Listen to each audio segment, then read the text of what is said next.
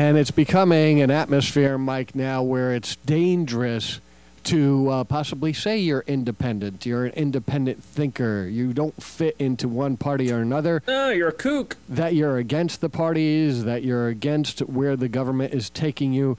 Now it's being drawn up for the general public to view these people as kooks, nuts, and possibly even dangerous and need to be taken down. We're thrown in with the terrorist category now, domestic terrorism. That's what they call people who don't vote Republican or Democrat, that are completely independent from the system, that want to formulate their own opinions and don't believe everything that comes out of the mouths of the politicians on Capitol Hill.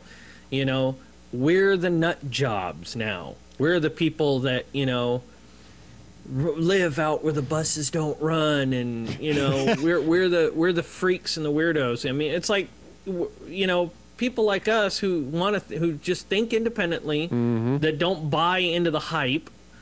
We're placed in that category like we're circus sideshow freaks. This is growing and dangerous. Now, we had this situation, we've been talking about this, where the guy flew the plane into the IRS building, killed himself and one other person. We had a guy, and these are Americans, white guys, by the way, who shot people up outside a subway station outside the Pentagon. And all these people being tied into being angry with the government, believing in, you know, there's conspiracy going on. And now we have this militia group up in Michigan. Here's a headline: Feds say Christian militia needed to be taken down. 9 charged in plot to kill police officers.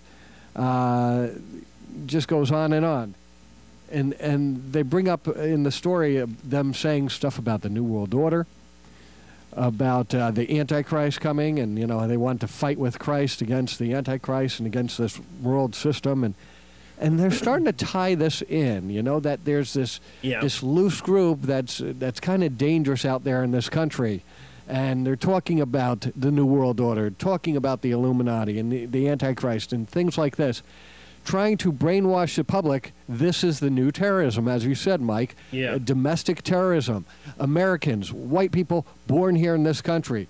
They're the new ones we have to look out. It's not just the Arabs with the turban on their head now. It's not just the Muslims. It's your fellow Americans. It's your next door neighbor. You might have to report them soon if they're trying to scare people into getting in line, or at least shut up about what they know, about what their freedoms, they know about their freedoms and their right to speech, about their dissent against what the government is doing, heading us towards a new world order.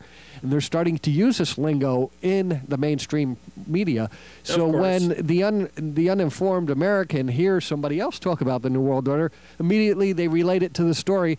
As I saw Anderson Cooper this weekend talking to some talking head on his show, talking about the militia groups and independent groups, and saying, you know, it always comes down, it's about the, you know, this the Rothschilds and the Illuminati and the world bankers running everything. Like, that's so wild.